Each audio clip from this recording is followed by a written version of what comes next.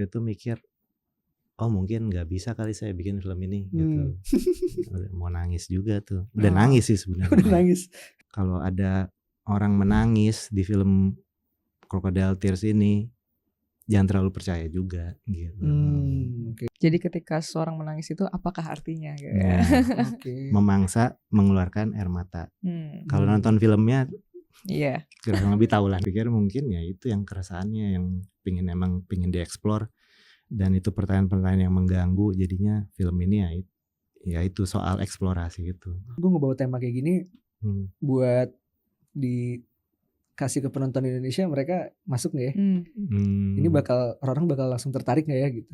Orang kalau nonton film ini terus mereka dalam kondisi yang sama, ya mereka minimal ya nggak ngerasa sendirian aja lah gitu. Kayak ada yang paham juga gitu ya. Buaya yang besar itu berarti, tapi juga yang paling besarnya itu dia juga beneran kan berarti? Beneran. Terus ternyata rumahnya kan nggak ada. Jadi gimana ya kita bangun bos. Ya jujur gue banyak hal-hal yang gak nyaman sih buat gue nonton Crocodile Tears gitu. Indonesia kan lagi banyak diproduksi, sementara jumlah layar kita kan segitu-segitu aja. Semua orang ketawa ya di jokes-jokes yang lo tulis, yang gue waktu itu nggak yakin tuh lucu atau nggak, tapi oh gitu ya Pak. Ya memang karena saya orang Indonesia, saya tahu penonton saya jamet. Nah itu dia.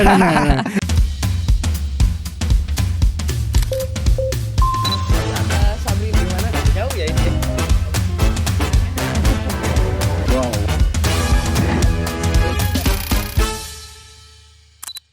Welcome back to Natap Layar. Karena cinta film, Pantas dibahas bareng. tepuk tangan dong. Kembali lagi bersama Inu dan Sabrina di podcast Natap Layar yang podcast, ya? parah. Terakhir sama Regas. Betul. Sekarang sama siapa, Sob? Mas Tumpal Tampu Bolon. The man behind Crocodile Tears. Yang akhirnya masuk ke Indonesia. Akhirnya. Keliling ini dulu keliling dunia dulu dia ya, baru masuk ke Indonesia. Keliling dunia tipis-tipis lah. Mas Tumpal apa kabar nih? Kabar baik.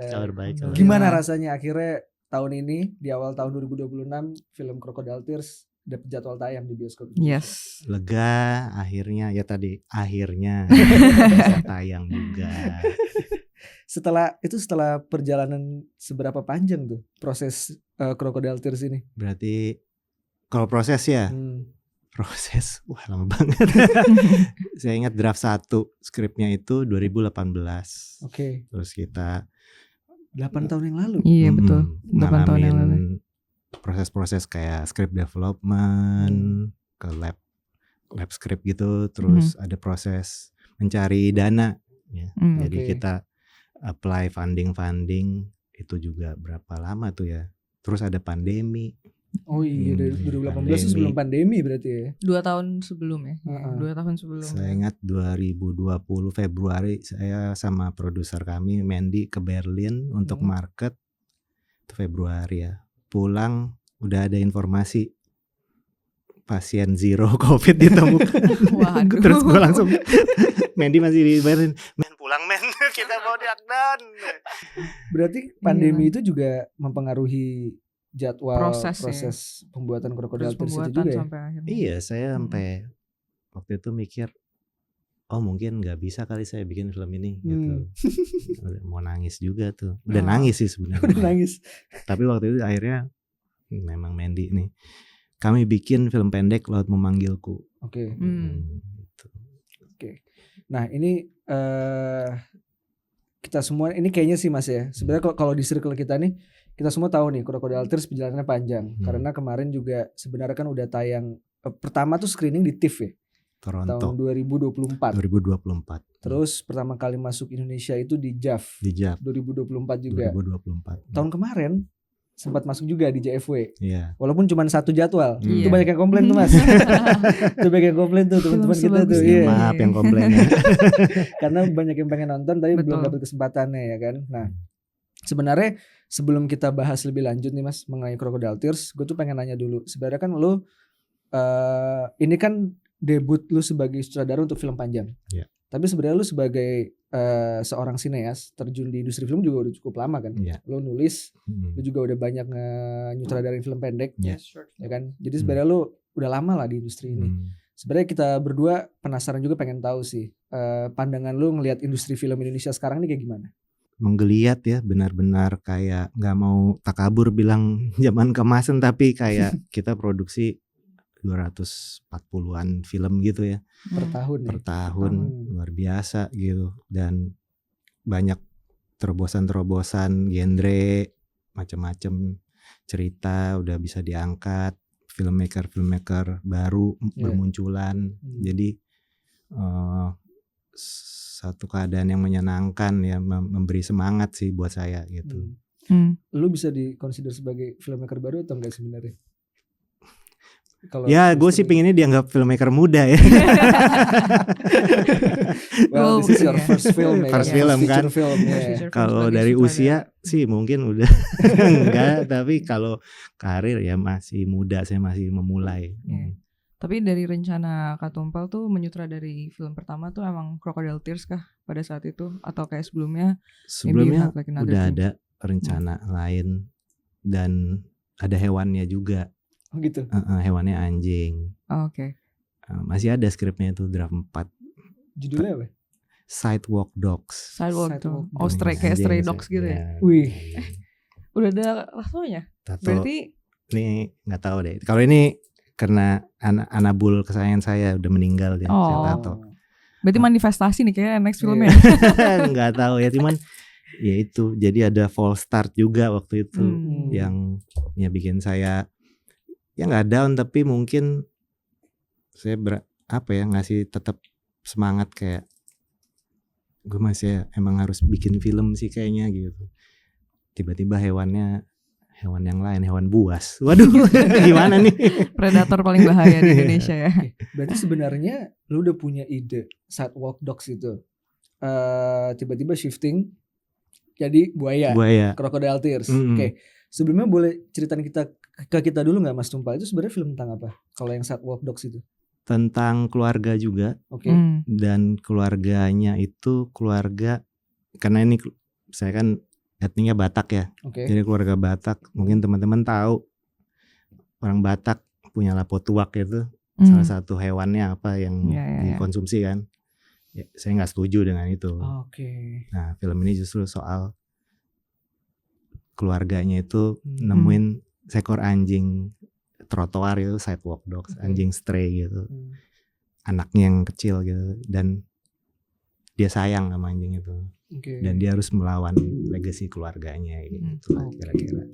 Berarti dia menantang culture yang dia dipercaya sama keluarganya. Apa yang ngebuat ide itu sekarang nggak jadi, terus tiba-tiba beralih ke Crocodile Tears? Itu saya nggak ngerti itu. Padahal dapat itu skrip, dapat dana development dari Hubert Bals dari Belanda. Jadi skripnya, tapi ya nasib gitu ya, kayak selalu aja ada tantangannya. Nggak jadi. Waktu itu saya juga masih muda, sekarang masih muda tapi waktu itu lebih muda lagi, belum kenal banyak lah, nggak kenal siapapun. Dan waktu bergulir terus, mungkin juga topiknya, saya ingat Bong Joon-ho bikin film Flanders Week, Barking Dogs Never Bite gitu. Ya gara-gara ada adegan anjing-anjing nggak disiksa sih, cuman anjingnya mati nanti. Spoiler sorry, tapi ya itu backfire ternyata kan.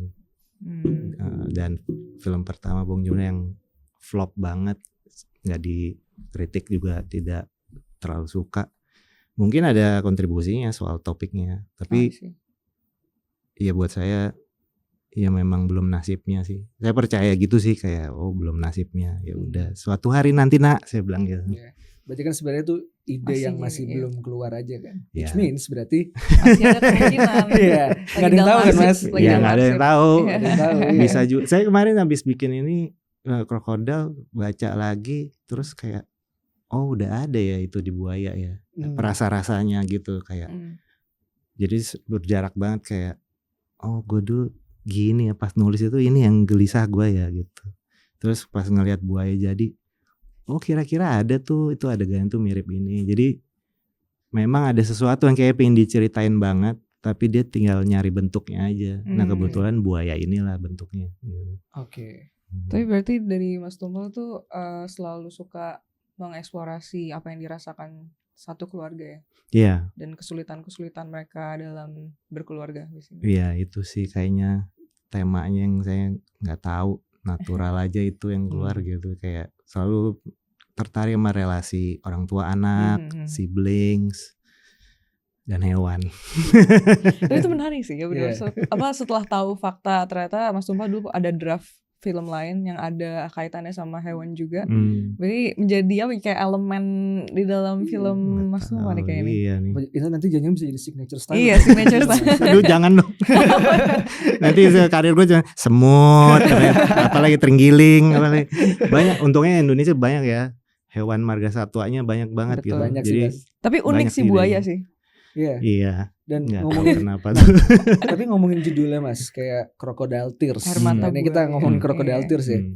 Kan let's say misalnya kita ngelihat secara singkat gitu atau mendengar secara singkat Crocodile Tears yang orang langsung dapat itu kan ya air mata buaya gitu kan. Air mata buaya kan cuman konotasinya tuh kan lebih ke negatif dan negatif. Sudah ada makna sendiri lah. Iya, atau kayak kita tuh kayaknya udah banyak orang punya definisi air mata buaya tuh apa gitu. Tapi ternyata setelah lo ceritain ya kita pun juga sebenarnya udah nonton filmnya nih. Nah, ini buat yang belum nonton filmnya. Ini kan heavily rely on family juga sebenarnya temanya kan. Sebenarnya ya apa sih relasi antara judul Air Mata Buaya sama cerita yang pengen lo bawa di dalam film ini gitu. Kenapa judulnya Air Mata Buaya atau Crocodile Tears? Nah ya itu ya, judulnya tuh bisa memang menarik banget ya. Ada apa nih secara kolektif dunia tuh. Karena saya cek di negara lain arti air mata buaya kurang lebih sama fake tears gitu kan.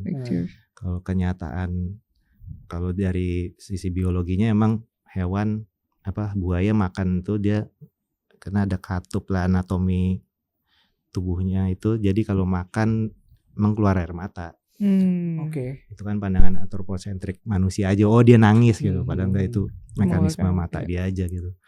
Nah, tapi buat saya Crocodile Tears dimaknai di film ini juga ya ada banyak faset yang dipakai manusia, yang digunakan manusia gitu. Jadi kadang-kadang kalau ada orang menangis di film Crocodile Tears ini, jangan terlalu percaya juga gitu. Ada banyak ada yang menangis ya, di sini. Terus ya yang saya suka juga bahwa buaya itu saat memangsa dia mengeluarkan air mata. Jadi ketika seorang menangis itu apakah artinya? Gitu ya. Memangsa mengeluarkan air mata. Kalau nonton filmnya kurang lebih tahu lah nanti ada apa. Gitu ya. Oh kayak gini gitu. Tapi ini gue nggak tahu nanti di-cut nih. Kalau yang gue nonton nih Mas ya, kan sebenarnya temanya tuh lumayan heavy ke motherhood yang gue lihat tentang seorang ibu, seorang relationship antara ibu dan anak gitu. Ini boleh di nggak apa-apa ya, masih aman ya, oke. Aman. Nah, apa yang ngedrive lu untuk ngebawa temanya tuh diambil dari Spesifik, POV itu, mengenai ibu dan anak. Karena apalagi kan kalau anaknya itu son, it's like a son and mom gitu, bukan. Biasa kan mother daughter kan. Yes. Dan anaknya juga kan ini kalau dilihat kayaknya lagi mau menjadi dewasa juga kan. Ya kan, itu di situ mulai itu konfliknya terjadi gitu. Nah, apa yang ngedrive lu untuk ngebawa spesifik tema ini gitu? Natural aja sih emang itu yang banyak gue pikirin. Ya keresahan, kalau ngomong keresahan tuh kayak geli gitu ya. Tapi kan bukan banyak filmmaker yang kayak kalau bikin film inspirasinya tuh dari keresahan, dari keresahannya dia sendiri. Mungkin lebih ke pertanyaan-pertanyaan kali. Soal relasi-relasi itu. Dan nggak tahu ya, kayak gue nggak pernah secara sadar kayak wah harus ini temanya. Tapi kalau bikin cerita nanti ujung-ujungnya temanya itu juga. Mungkin kalau udah pernah ngeliat film pendek saya, ya yang ngomong teman-teman sih kayaknya ceritanya berputar di situ terus ya Pak. Ya. Lalu memanggilku kan juga gitu ya. Ibunya tapi nggak ada, bahkan ibunya boneka seks gitu kan.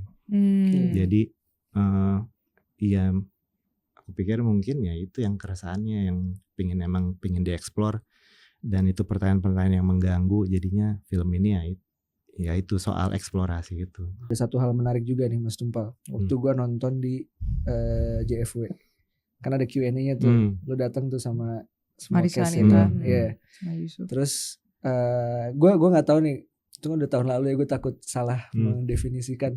Lu sempat cerita syutingnya itu kan lu bener-bener nyari penangkaran buaya ya. Taman buaya.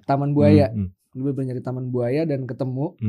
Sampai akhirnya kalau nggak salah lu nge-build rumah ya. Rumah situ. Nge-build rumah di situ ya kan. Lu bener-bener nge-build rumah di situ dan it's Crocodile Tears, lu cari taman buaya. Tapi ketika lu mengkonsepsi ini semua, lu tuh mikirin juga gak sih kayak, ini gue ngebawa tema kayak gini buat dikasih ke penonton Indonesia, mereka masuk gak ya? Ini orang bakal langsung tertarik gak ya gitu? Kalau dibilang gak ada pertanyaan itu atau kekhawatiran itu bohong, ada, tapi udah nggak peduli juga sih. Ya kayak gue pengen bikin ini, ya udahlah, berdoa aja, ada yang connect gitu ya. Tapi salah satu alasan kuat saya mau bikin film ini juga, saya kalau nonton film Indonesia itu terutama soal keluarga gitu ya, merasa nggak representasikan sih itu kayak keluarga saya kan single parent gitu, jadi kalau ngelihat rame gitu ya berdua gitu ya, ada ya oke. Gitu. Terus keluarganya baik-baik aja semuanya gitu ya, kayak gambarnya ideal gitu. Terus saya ngerasa tapi keluarga kan gak gitu doang. Keluarga itu kompleks gitu. Jadi mungkin harapan saya, orang kalau nonton film ini terus mereka dalam kondisi yang sama, ya mereka minimal ya nggak ngerasa sendirian aja gitu, kayak ada yang paham juga gitu ya. Tapi penggambaran hubungan antar ibu sama karakternya Ucup, namanya Ucup siapa di sini aku lupa ya. Johan benar. Apa karakter ibu sama Johan itu memang digambarin sangat klaustrofobik kan di film ini. Itu pas Kak Tumpal ngedevelop cerita dan terutama dinamik antara kedua karakter itu kan banyak menunjukkan hal yang bikin gak nyaman sebenarnya. Itu apa yang how did you do that, kayak gimana caranya, gimana pada saat itu yang bikin idenya tuh terus mengalir? Pas syutingnya atau pas penulisan dan pas syuting, mungkin kalau misalnya ada improvisasi. Yang nulis tuh lu juga kan Mas? Iya. Karena ya waktu itu idenya saya ngelihat dokumenter flora dan fauna soal. Berarti bener ya? Berarti jawaban itu waktu di JV juga ngomong gini nih, gue inget. Soal buaya dan adegan buaya sedang melindungi anaknya. Yaitu caranya dimasukin ke rahangnya. Itu kan ada perasaan yang sesak juga kan, berarti ditaruh di rahang yang keras dan tajam, yang kokoh itu, yang bisa bunuh bison di adegan sebelumnya di dokumenter itu, tapi juga bisa lembut gitu. Jadi itu yang selalu saya cerita. Marisa itu pertama saya bilang, kalau mau tahu kira-kira filmnya apa, lihat aja gambar ini, saya kirim fotonya. Dan dia langsung buaya. Klik foto buaya, induk buaya, ada anaknya di dalam mulutnya. Dia lihat image itu aja. Ke semuanya saya gini, filmnya apa? Ini kira-kira. Baru baca skripnya. Jadi kayaknya cara berkomunikasi itu yang karena sulit saya. Ya saya bisa memverbalkan, tapi ya itu rasanya sesak gitu, tapi juga ada lembutnya, ada seremnya juga. Nah paling gampang memang udah tunjukin aja gambarnya gitu. Dan itu memang yang rasa yang selalu saya jaga nih, gimana nih ya selama nulis bisa ada itu rasa kayak gitu. Adegannya sih adegannya nggak ada ya udah. Kalau di film karena sulit banget itu. Tadi tuh kalau kita ngomongin cast, tadi kan kita ngomongin Marisa Anita sebagai ibu, si Yusuf Mardika sebagai Johan. Gue jadi inget bercandaan mereka di JV ngomongin tendangan si Madun. Iya. Mas Tumpal ditanya kayak inspirasi dari mana? Dari tendangan si Madun. Ini beneran apa enggak sih? Nah, untuk pilihan cast itu emang first choice lu semua. Lu udah kebayang mereka semua ini yang mainin tuh antara si Mbak Marisa, Ucup sama Zulfa. Casting semuanya. Semua casting. Jadi waktu gue nulis udah kayak samar-samar gitu bentuknya, kira-kira gitu ya. Tapi wujudnya belum ada orangnya gitu. Nah begitu, dan castingnya lumayan panjang, setahun kali ya, banyak yang di casting sampai nggak enak sama yang lain-lain gitu, cuman bolak-balik sampai akhirnya pas ngelihat mereka bertiga mainin karakter ini, tiba-tiba klik aja kok, oh kayak gitu bentuknya, nggak seperti yang aku bayangkan tapi lebih bagus gitu, justru wah ya ini kira-kira lah berarti mereka lah udah memang jodohnya mereka di karakter-karakter itu. Dan kalau nggak salah tuh lu sempat ngomong juga mereka juga turut terlibat dalam penulisan kalau nggak salah ya, ada yang menulis dialog ya mereka. Jadi metode rehearsal, kebebasan itu. Metode rehearsal saya emang begitu, skrip itu ada tapi saya juga mau bantu mereka supaya yakin sama yang mereka ucapin. Jadi saya selalu ngomong filmmaking itu kerja kolaboratif, jadi ya semuanya itu filmmaker itu bukan sutradara doang. Filmmaker itu semuanya, PU juga filmmaker gitu. Tapi memang ada sutradara gitu. Jadi semua tuh kolaborator. Saya terima kalau mereka punya ide bagus, selama bikin cerita lebih tajam, karakter lebih bagus, ya udah saya masukin, saya inkorporasi. Tapi tentunya kita ngobrol gitu. Jadi improvisasinya itu justru di rehearsal. Karena waktu syuting kita nggak ada waktu untuk nyari gimana kira-kira udah kelar itu. Syuting go udah. Jadi ya semua yang kita siapin tinggal kita lakuin aja di lapangan. Makanya proses rehearsal saya reading tuh cukup lama sih. Jadi disitulah saat mereka mengisi karakter masing-masing. Saatnya kita main-main. Pas syuting main-main juga, tapi main-mainnya agak ingat waktu gitu. Ingat waktu. Main-main sama buayanya nggak? Itu tapi iya syuting sama buaya on set tuh itu, kayaknya pengalaman yang itu buaya asli. Iya buaya asli. Kita nggak punya duit CGI. Buaya yang besar itu berarti, tapi juga yang paling besarnya itu dia juga beneran kan berarti? Beneran. Itu ada di setnya dan itu saya inkorporasi juga waktu ngelihat oh ada dia.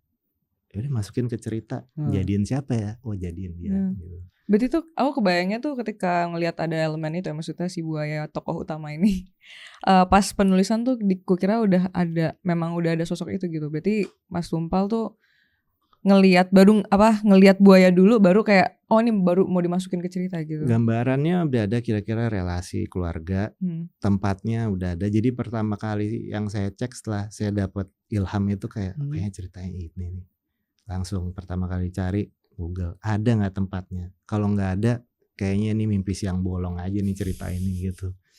Bener ada, waduh, cuman sejam lah dari tempat, 2 jam dari tempat saya tinggal, datengin, lihat, wow ada tempat kayak gini gitu.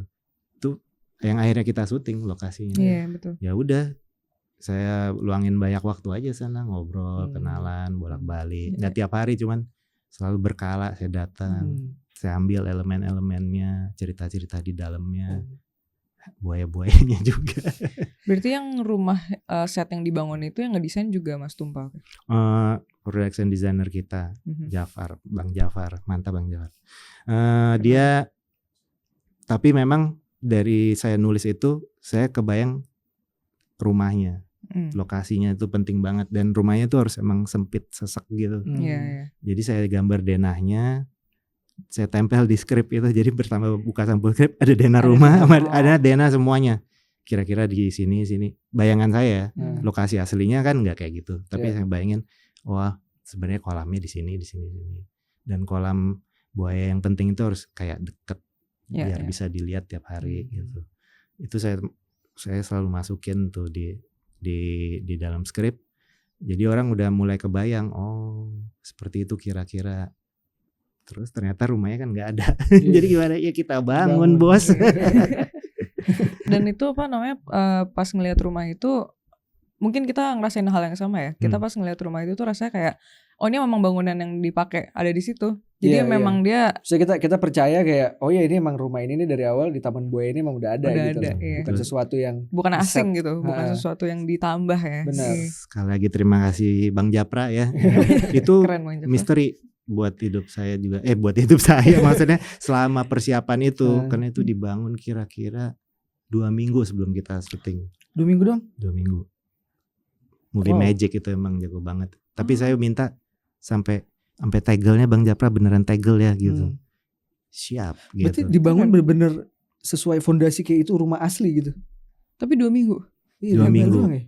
Ya, coba nanti ditelepon aja jadi kalau mau bikin rumah gitu.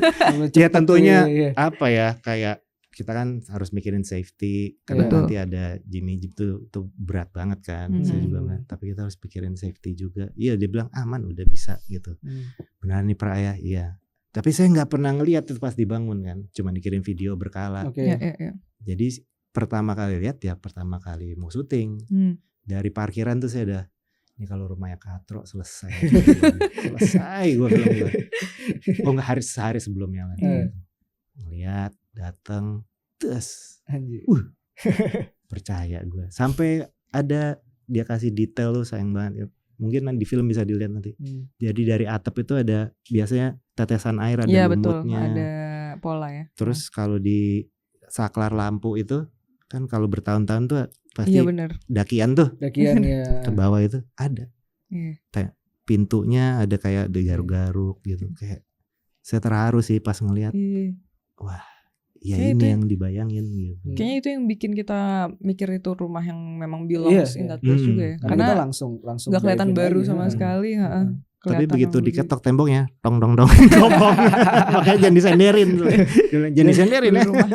Itu kan berarti kan lu hitungan apa Mas? Hitungannya nyewa itu Taman Buaya. Yes. Sepanjang syuting. Betul. Yang punya tuh langsung open aja kayak, oh iya silakan gitu. Ya, tentunya bernegosiasi lah ya. Negosiasi dulu. Berarti totalnya berapa lama tuh syuting? Kita di sana berarti 21 hari. 21 hari. Dan itu sebulan. Dalam pengawasan dia dan ya pokoknya kita interaksi sama buaya itu memang ketat lah. Kita punya animal handler, dia juga pemiliknya juga tahu kita ngapain aja. Kita ya harus ya mau gimana juga nih hewan buas ya. Jadi ya selalu menjaga keselamatan manusianya dan keselamatan buayanya juga. Mungkin karena gue orang Betawi kali masih beda ya kan. Kalau di Betawi itu kita juga ada kayak semacam kepercayaan tentang buaya lah. Buaya tuh biasanya kalau nikah tuh kita suka pakai roti buaya kan. Nah, buaya tuh sebenarnya gambarin kesetiaan. Iya, betul. Awalnya tuh gue kira kayak tentang ya udah pure tentang relationship tuh. Tentang relationship couple lah, pasangan gitu. Terus kayak Crocodile Tears, Fake Tears. Oh, ini kayaknya pasangannya brengsek nih kayak tentang ini nih. Terus ternyata pas gue nonton sama Sabrina, shit kayak much more tentang kompleksitas di keluarga gitu kan, tentang motherhood. Terus kayak gue juga cukup dekat sebenarnya sama Taman Buaya karena dulu tuh gue pernah tinggal di Kalimantan. Dulu tuh di Kalimantan tahun 2000, gue tuh tahun 2001-an di Balikpapan tuh nggak ada hiburan Mas. Hiburannya tuh paling mantep ke Taman Buaya. Ke Taman Buaya itu. Iya, ke penangkaran buaya itu. Makanya sebenarnya pas gue dengar ada film judul Crocodile Tears tuh gue kayak tentang apa nih menarik banget nih. Ternyata harafiah buaya. Terus pas harafiah banget. Pas gue lihat syuting di Taman Buaya itu bener gue kayak anjir mirip banget sama yang gue yang emang gue datengin dulu di Balikpapan gitu loh. Dan ya gue gak expect aja ternyata tema yang diangkat tuh cukup kompleks lah gitu loh. Cukup kompleks dan banyak hal-hal ya jujur gue banyak hal-hal yang gak nyaman sih buat gue nonton Crocodile Tears gitu. Apalagi menyangkut seorang ya anak laki-laki yang lagi bertumbuh dewasa juga. Dimanipulasi. Istilahnya gitu. Spoiler apa enggak itu? Bisa dikatakan. Oke, ngomongin filmnya lagi Mas. Sebenarnya ada satu pertanyaan bombastis nih. Bukan bombastis sih. Kenapa baru rilis sekarang? Itu. Kita penasaran. Masalah administrasi aja. Administrasi. Iya, itu administrasi maksudnya gimana? Memang film Indonesia kan lagi banyak diproduksi. Sementara jumlah layar kita kan segitu-segitu aja. Terbatas ya. Terbatas gitu. Jadi ya pasti ada antrian. Jadi kita ya mengikuti antrian aja. Sabar ya. Sabar. Mau gimana lagi? Sabar. Tapi ya berkahnya juga kan sebenarnya filmnya tayang tapi ya berkeliling festival aja lah gitu. Sejauh ini kita terakhir tuh berapa ya 33 festival lah gitu. Yang lumayan lama juga, tapi ya selama masih ada yang mau menayangkan ya udah. Sampai akhirnya kita dapat tanggal rilis ya udah cukup lah dia jalan-jalan gitu. Tuh berarti lu maksudnya sabar mengantri itu dari tahun 2024 kah? Dari tahun 2024 sih memang kita nggak ada rencana langsung bioskop dulu, mau festival run dulu. 2004 itu kan Toronto itu September kali ya. Iya, agak akhir tahun. Toronto, habis dari Toronto Busan, BFI, London. Ini masuk BFI. Bener. Terus Jav kayak wah cukup lah, 4 udah cukup nih. Ternyata enggak. Masih belum dapat ya. Udah lanjut kan gitu, lanjut aja lah ya udah. Tapi akhirnya ada Gothenburg, festival yang lumayan juga ya gitu. Ya udahlah biarin aja. Karena kita kan punya sales agent tuh, namanya Serkamong. Nah dia juga punya kepentingan juga lah untuk muter terus itu. Sebenarnya aku ada pertanyaan yang cukup unik sih tentang proses itu, karena aku banyak pendengarnya nih si Crocodile Tears ini cerita yang sangat Indonesia ini. So bukan sangat Indonesia, maksudnya orang Indonesia, terus tempat di Indonesia dan value-nya juga value keluarga Indonesia. Tapi dia banyak keliling ke luar negeri, ditonton oleh masyarakat dari luar negeri juga gitu. Respon dari audiensnya tuh bisa digambarin nggak, Mas? Gimana, Mas? Ada surprise tapi juga ada yang saya percaya dari awal kayak ini temanya universal lah. Semua orang punya ibu dilahirin gitu. Gak tiba-tiba dia dicangkok gitu kan. Jadi ya pasti ngerti relasi-relasi ini. Tinggal memang ada masalah-masalah budaya yang bisa ketranslate mungkin. Kalau enggak pun enggak apa-apa. Ada hal-hal yang ya itulah sinema dunia gitu kan. Justru ya saya jadi tahu budaya lain dan saya pengen belajar karena nonton film yang sinema dunia ini. Jadi ini kesempatannya gitu. Reaksi-reaksinya lumayan apa. Di Toronto saya ingat ada yang datengin saya, dia bilang dia relate ke Johan, ibunya kayak gitu. Ada yang datengin Mandy, produser kami, dia bilang saya tuh kayak Arumi itu, mertua saya tuh pingin ngebunuh saya kayaknya. Padahal Mandy apa kita sebagai lapor polisi aja nih gitu. Terus di Busan saya lagi naik subway gitu mau ke pemutaran, ada perempuan yang ngikutin terus gitu kayak di ujung hati saya kelihatan gitu. Saya agak gelisah juga, masa di Busan ada copet sih gitu kan. Mau nyopet gitu. Terus makin dekat ke stasiun itu yang saya mau turun, dia akhirnya mendekat gitu. Wih, tapi nunjukin HP dia, posternya buaya. Terus dia gini-gini. Lu yang bikin ya gitu? Iya, kayaknya dia datang ke pemutaran pertama deh gitu. Oh iya, makasih. Saya turun langsung kan. Gak berapa lama di DM sama dia pakai bahasa Inggris gitu. Dia bilang suami gua tuh Johan. Gitu. Jadi makasih bikin film ini gitu. Ya hal-hal gitu sih yang buat saya bikin semua penantian dan kesulitan ini terbayar ya kayak oh kalau film ini bisa punya arti gitu buat orang. Ya itu, dan mereka bisa langsung ngomong ke saya tuh wah luar biasa sih kayak rasanya.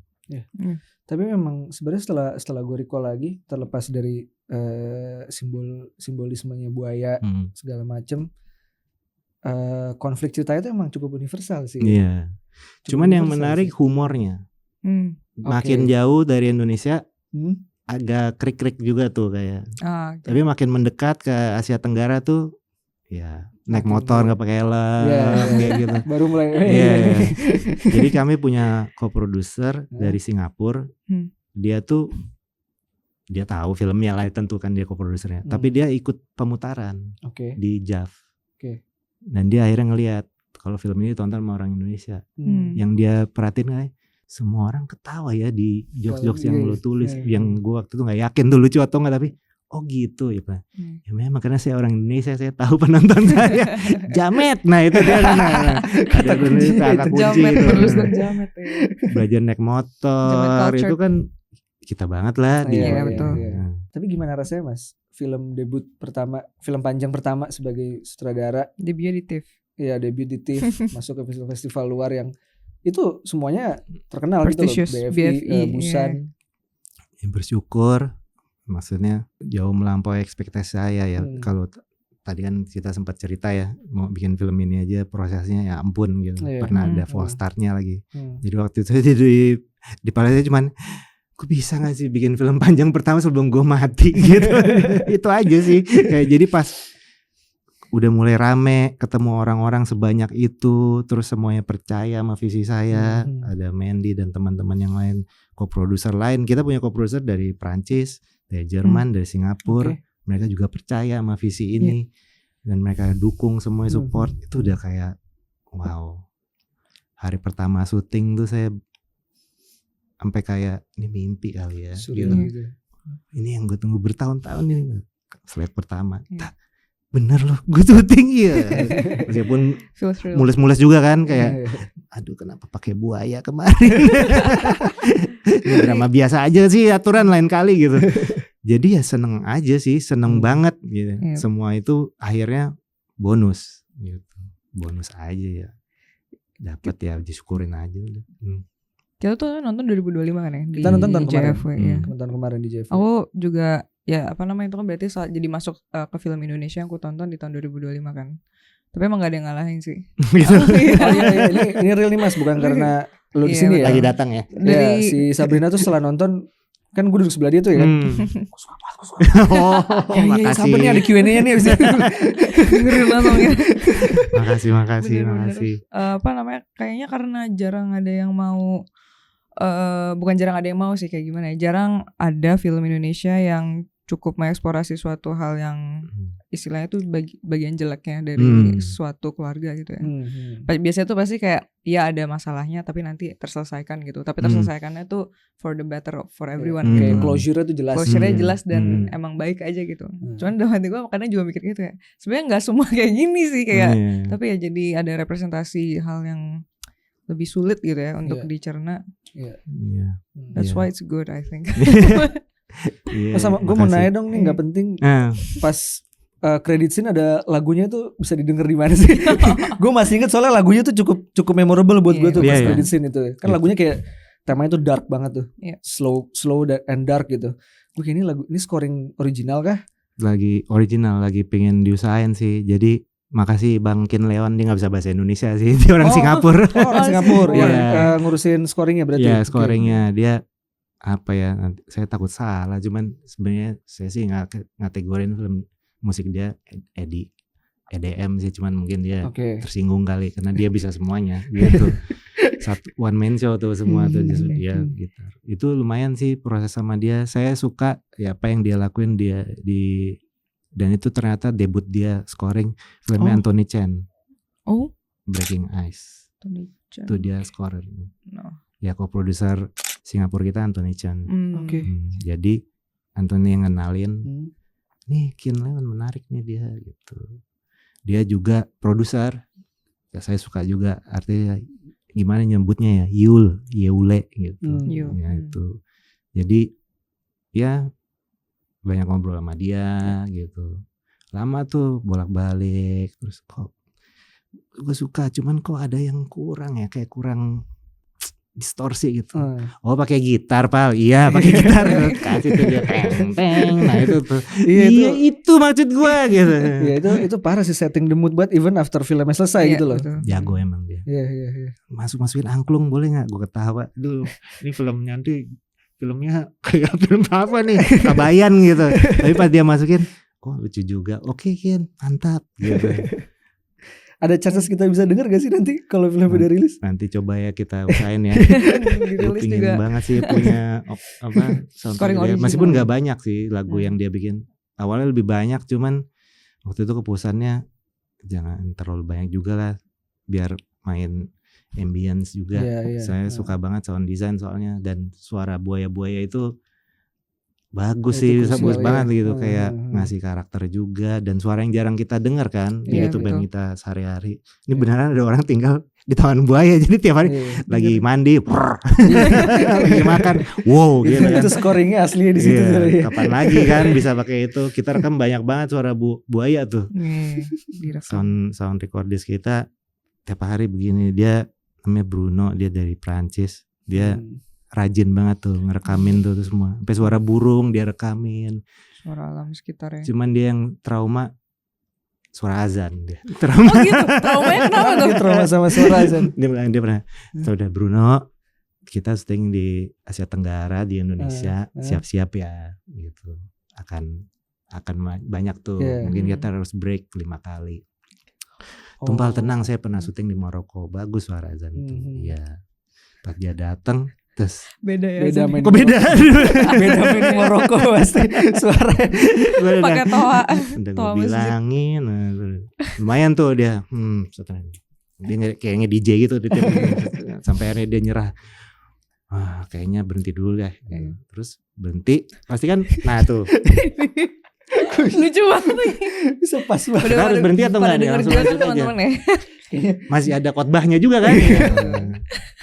Yes. Tadi Mas Tumpal lagi ngomongin sound. Azan sebenarnya sama lebih ke tim lintas negara gitu.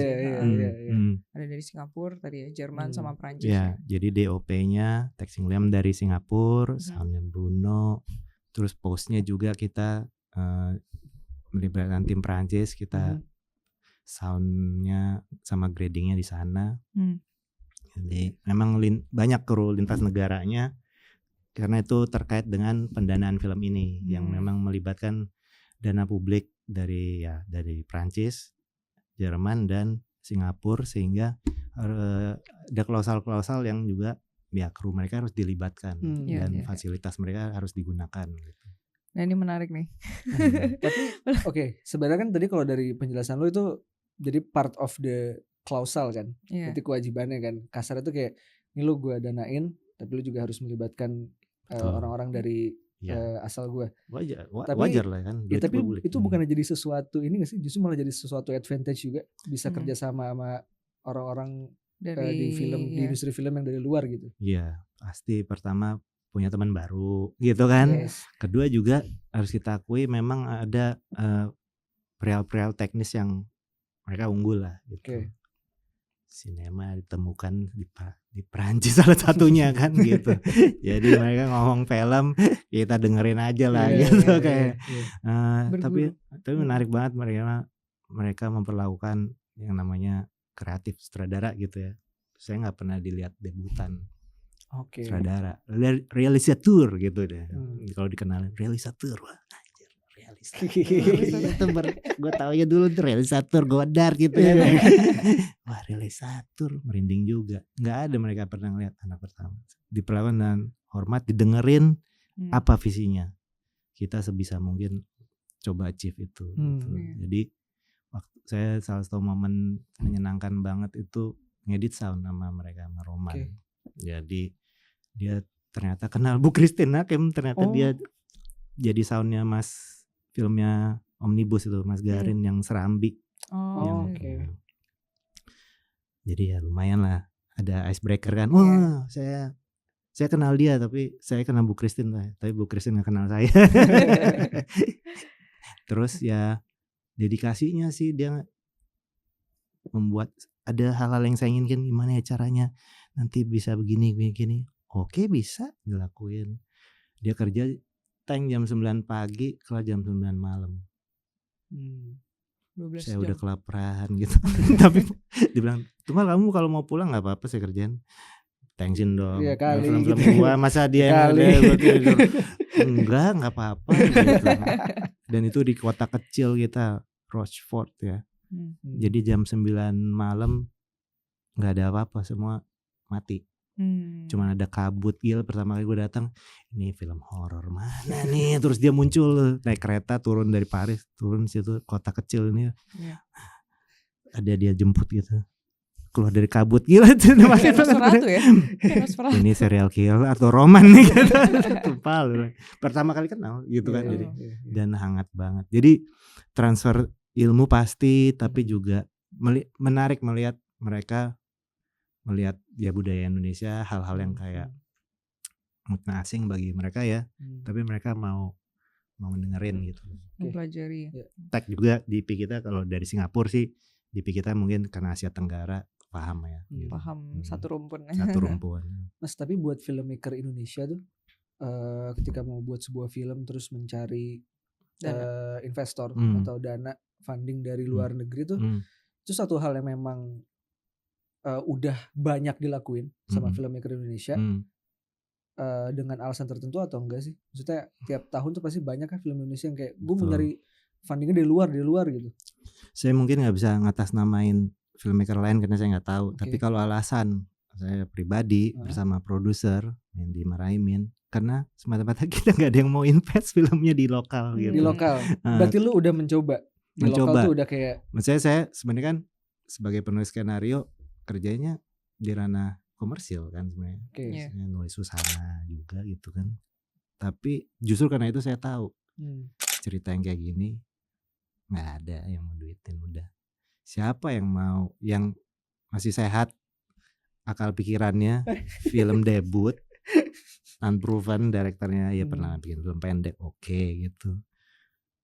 Melibatkan hewan yang pameonya kan jangan pernah bikin film menggunakan anak kecil dan hewan, apalagi menggabungkannya. Itu kan pameo di film. Nah, ini pakai hewan buas. Ceritanya juga bukan cerita yang enak dikunyah lah gitu. Tadi kan kamu bilang mencekam ya gitu. Opresif banget rasanya. Jadi ya saya udah tahu nggak mungkin ini mah. Akhirnya apa? Ya kita kena pingin banget bikin film, dia bersiasat aja. Apa yang saya tahu setiap tahun negara-negara ini, Prancis, Jerman, Singapura ngasih dana untuk pembuat film, khususnya pembuat film pertama dan kedua. Itu yang diprioritasinnya untuk bikin film gitu. Tentunya dananya ya nggak semuanya full bisa dibayar dari satu negara ya. Jadi harus ngeteng istilahnya lah. Gitu. Tapi bisa disiasatin kalau kita dapat itu. Apa yang harus dilakuin? Punya skrip yang bagus, sama visi. Karena kita harus bikin statement kenapa film ini harus dibuat. Dan itu praktek-praktek yang buat saya bagus ya. Karena saya juga setiap bikin proposal tuh, ya kenapa gue mau bikin film ini ya. Gitu. Terus ya jujur aja kasih tahu gitu. Mudah-mudahan mereka pas membaca merasa yakin gitu. Sama portofolio film pendek yang pernah saya bikin. Nah, mereka menilainya cuman itu aja, bukan soal ini laku atau enggak, karena bukan itu tujuannya. Itu kan dana publik, dana seni rupa, ada dana kesenian mereka ya, gitu. Jadi ya kita dapat. Jadi ini semua sebenarnya siasat gimana caranya bikin film ini jadi. Nah, konsekuensinya karena itu dana publik dan mereka kan rata-rata punya festival film. Salah satu klausulnya adalah kita pengen film ini diputar di festival dulu biar publik juga bisa ngelihat gitu. Jadi dibilang film festival itu sebenarnya buat kami ya karena pengen bikin film aja tuh ujungnya ya gitu, jalurnya ya kira-kira gitu deh nanti judulnya apa perjalanan dia gitu. Dan dengan mencari funding dengan cara seperti ini, maksudnya ke luar negeri dengan dana publik seni mereka pun juga ketika mereka bilang oke, ini gue funding, mereka juga nggak ada sama sekali keterlibatan untuk kayak tapi ganti kayak gini ya, tapi visi lo kayak gini, berarti Crocodile Tears yang sekarang udah jadi itu udah 100% sesuai sama visi lo ya Mas ya?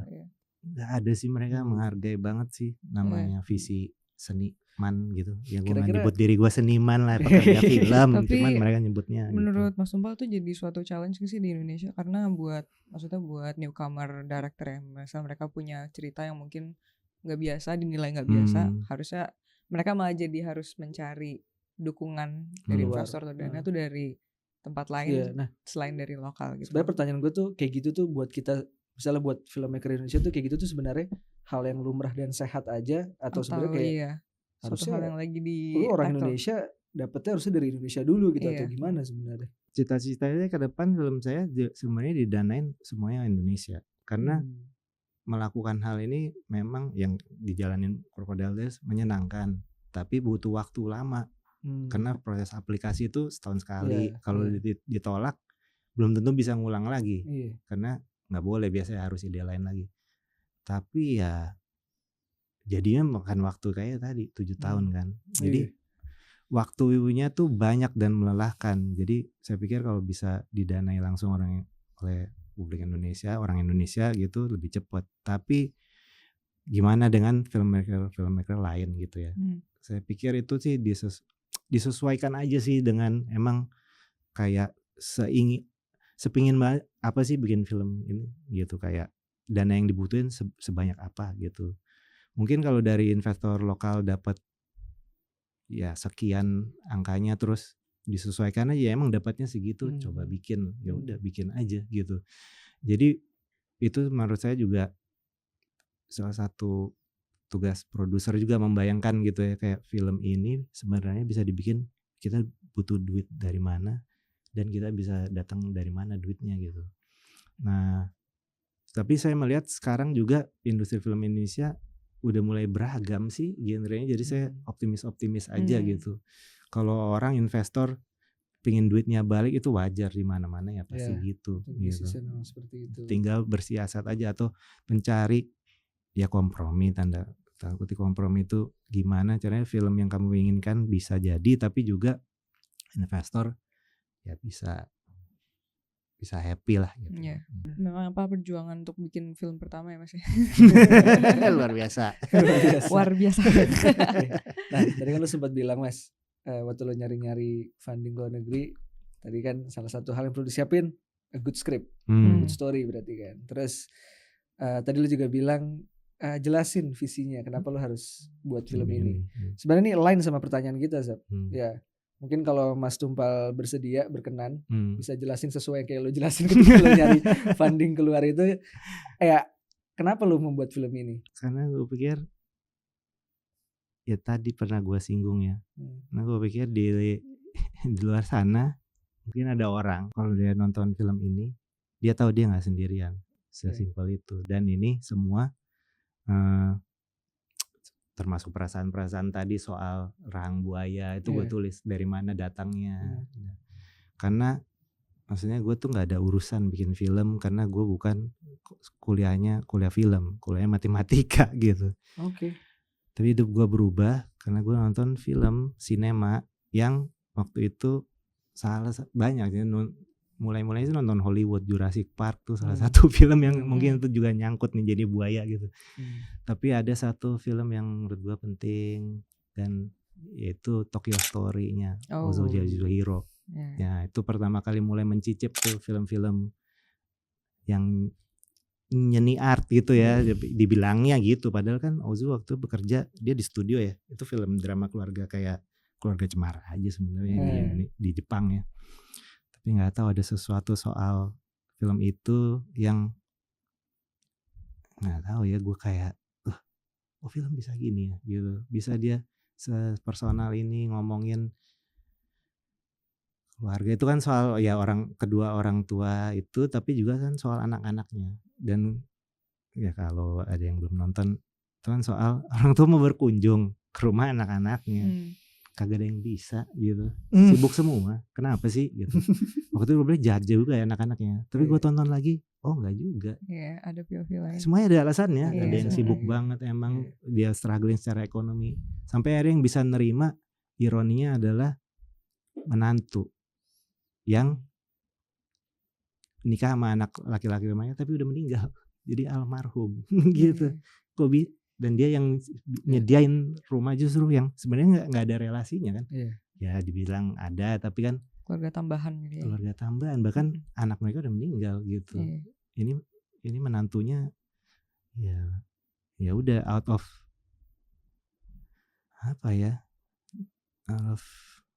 kebaikan hati dia lah gitu kayak. Nah itu buat saya bergema aja lah, bergulung-gulung gitu aja. Bisa gitu. Terus ada dialog dia kan terakhir, life is disappointing gitu. Wih, gitu.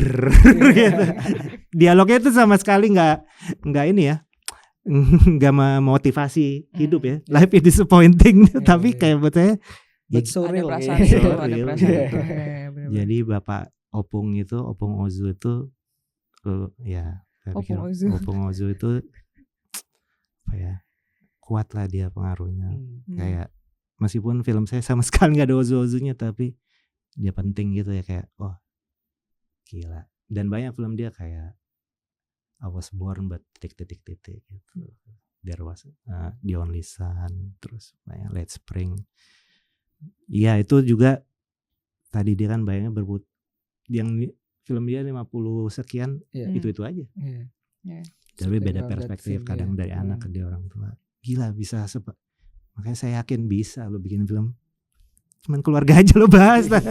Dan yang gilanya dia lajang kan ternyata seumur hidupnya dia tinggal sama ibunya.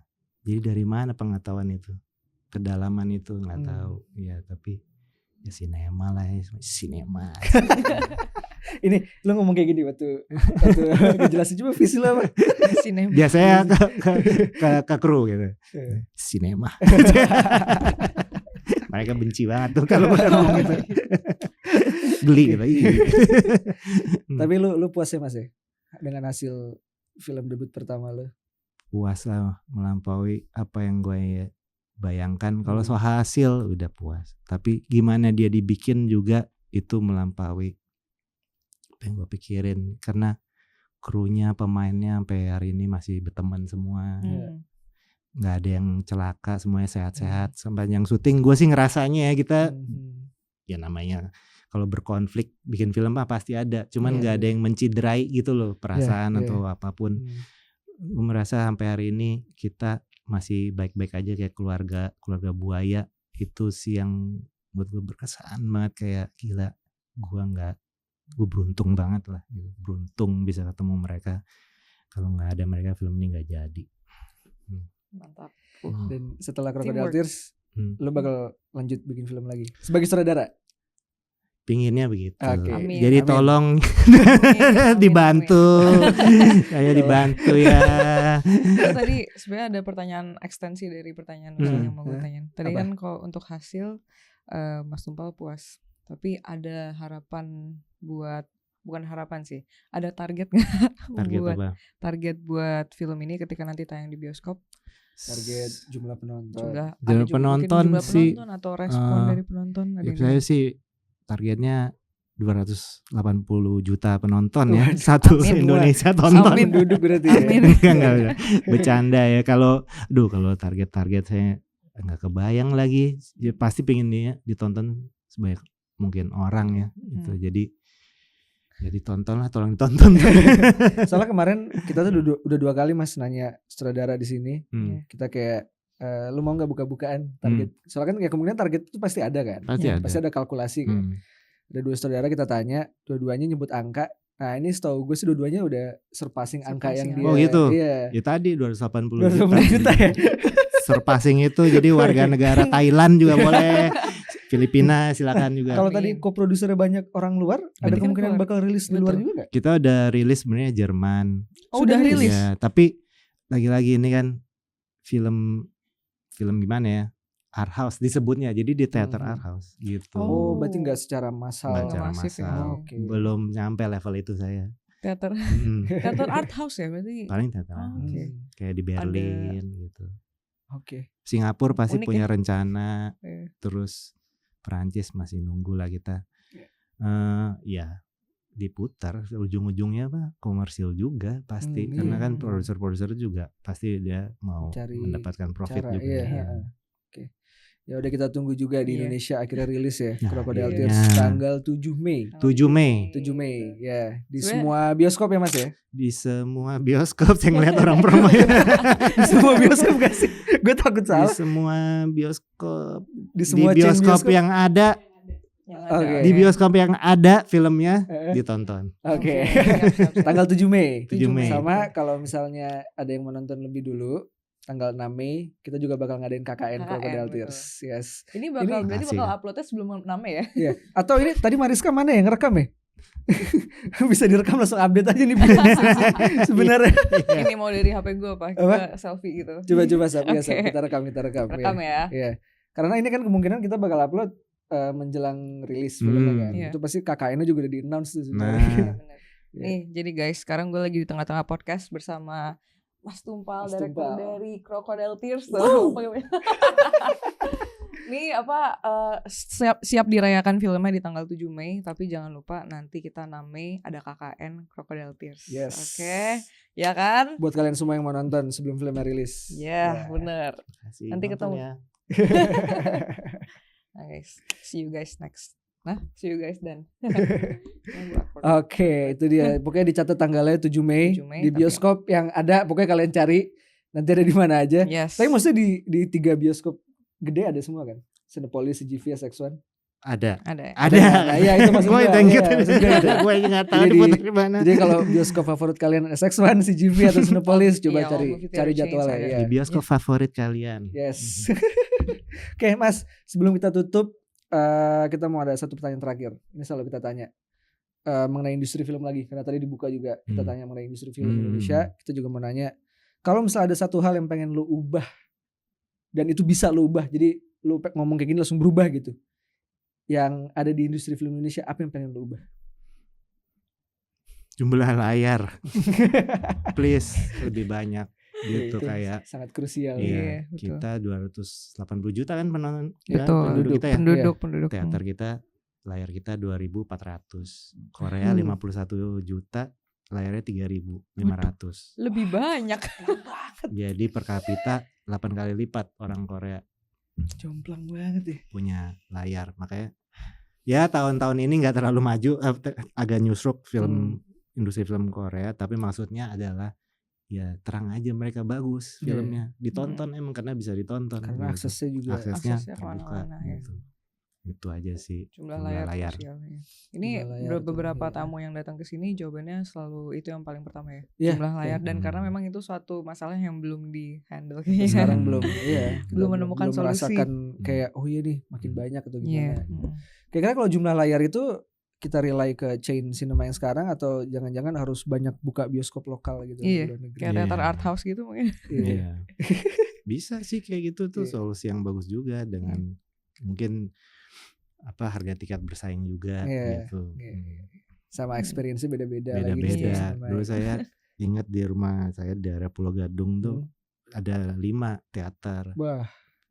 Dan harga tiketnya beda-beda. Itu tahun berapa, Mas? Aduh, ketahuan di umur gua gitu. 90-an.